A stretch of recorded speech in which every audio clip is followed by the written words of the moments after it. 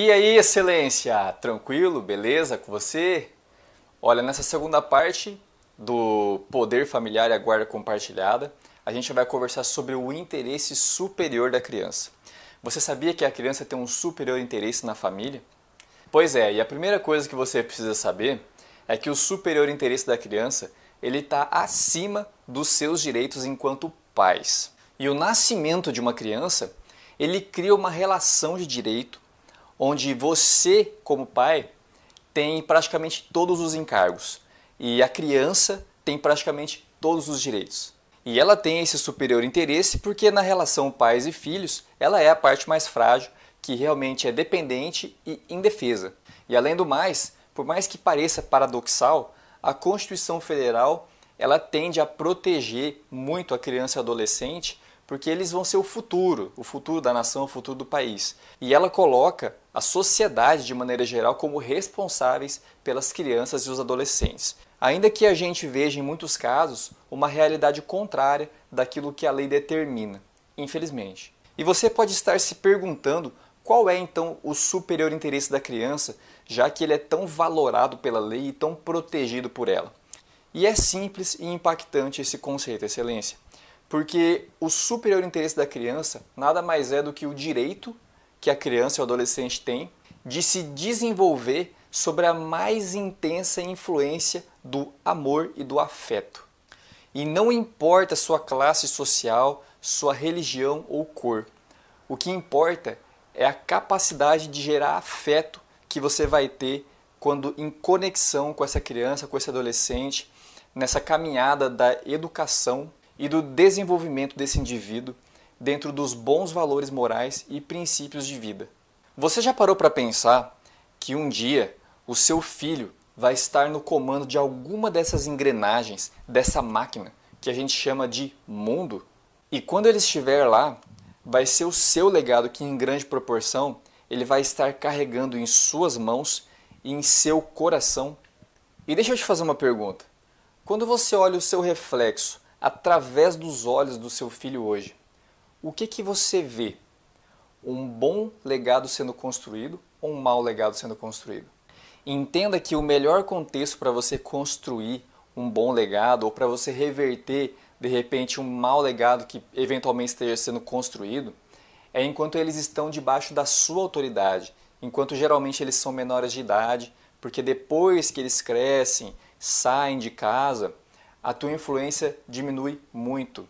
E a plasticidade, a capacidade de moldar esse caráter desse filho fica muito mais limitada na sua mão, ainda que você adquira uma melhor visão do que deveria ser feito. Por isso, nós pais precisamos nos conscientizar e aproveitarmos a nossa melhor oportunidade, que é enquanto nosso filho ainda não bateu as asas, não saiu de casa, e é geralmente dentro dessa fase da menoridade que isso acontece.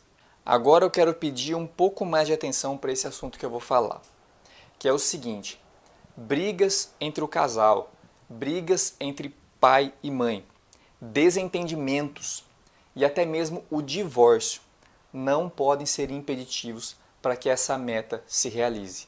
E além do mais, um péssimo marido ou uma péssima esposa não deve necessariamente ser um péssimo pai ou uma péssima mãe. E o ponto que você precisa chegar é o de conseguir gerar no seu filho ou na sua filha a capacidade de, depois que eles saírem de casa, principalmente, de eles conseguirem produzir felicidade por si mesmos e produzir autorrealização por si mesmos. É um desafio e tanto, não é verdade? Mas é esse o desafio que está aí para você, não só por causa da lei. A lei acaba sendo um detalhe quase relevante nisso, mas por conta da sua autorrealização enquanto pai e enquanto mãe, não é verdade? E diante disso, alguém já pode dizer o seguinte para mim: William, é por isso que eu não só me separei, mas eu também me distanciei. Olha, eu fui para longe, eu praticamente não tenho mais contato com o meu ex-cônjuge, nem com os meus filhos, porque aí não tem briga. Olha, praticamente resolvi o problema. Bom, e eu quero dizer para essas pessoas que eu tenho uma notícia muito ruim para você. Porque, primeiro, isso hoje, pela lei, é considerado abandono. e você está passível de tomar um processo indenizatório por ausência. Mas muito pior do que isso é o estrago que você vai fazer na vida do seu filho e da sua filha. Porque à distância e quase sem contato, você vai perder praticamente quase toda a influência que você teria na vida dos seus filhos e que poderia fazer realmente a diferença para ele ser uma pessoa bem desenvolvida e bem educada. Então, excelência, se você é uma pessoa que hoje está pensando em se separar, se distanciar do seu filho, da sua filha, o meu conselho é: não faça isso. Você pode até se separar, você pode até assumir a possibilidade de não ter um relacionamento bom com o seu ex-cônjuge, mas não se distancie dos seus filhos. E se você é uma pessoa que hoje se encontra distante, o meu conselho é: ainda que você tenha uma dificuldade, um desconforto de você lidar com o seu ex-cônjuge, vale a pena pagar esse preço para se aproximar do seu filho ou da sua filha. Porque eu vou te dizer o seguinte: como já foi dito, pais perfeitos não existem. E você quer saber, excelência, o que existe de verdade? O que existe de verdade são pais presentes ou pais ausentes. Não existe esse negócio de dizer assim: ah, não, eu sou ausente, mas eu mando dinheiro. E eu mando também bons fluidos aí, né? Eu faço votos que o meu filho seja bem educado, bem desenvolvido, que ele tenha boas babás. E eu preciso te dizer que o melhor desenvolvimento para o seu filho, com um pai ou mãe à distância, é impossível. Ninguém substitui pai e mãe. Pode ter até alguém que quebra o galho muito bem, mas substituir igualzinho não tem. E o que você precisa entender enquanto pai ou mãe é que você esteja presente ou ausente, você vai ser uma referência para o seu filho e para sua filha. Hoje a gente sabe que as melhores chances que uma criança tem para se desenvolver envolve ter o pai e a mãe junto. E é por isso que a criança tem direito a conviver com ambos os pais. Existem atribuições que só a mãe consegue dar. E existem atribuições que só o pai consegue dar.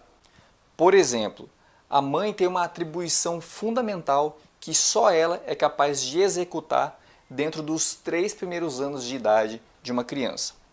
E o pai, ele tem uma atribuição fundamental no que a gente chama de complexo de Édipo, que é aquele momento em que a criança começa a perceber que ela não é o centro do universo. Por isso, pai e mãe que quer cumprir o seu papel de uma maneira adequada, precisa disponibilizar para esse filho, para essa filha, convivência, troca de experiências e investimento de tempo na criança, no adolescente, e não com a criança e com o adolescente. Porque existe uma diferença crucial aí. Existem pais que passam tempo com seus filhos, porém sem exercer uma conexão com eles.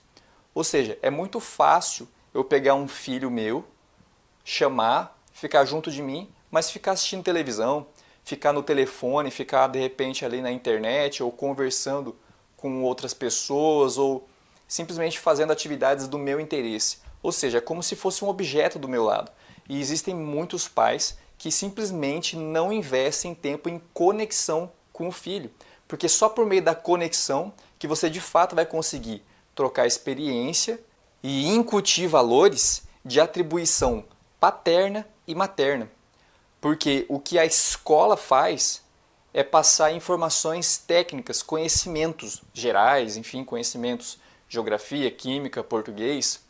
Agora, valores morais, ética, valores espirituais, senso de proteção, manutenção financeira, manutenção da saúde, são os pais que precisam passar para os seus filhos e, inclusive, precisa ser exemplo para os filhos.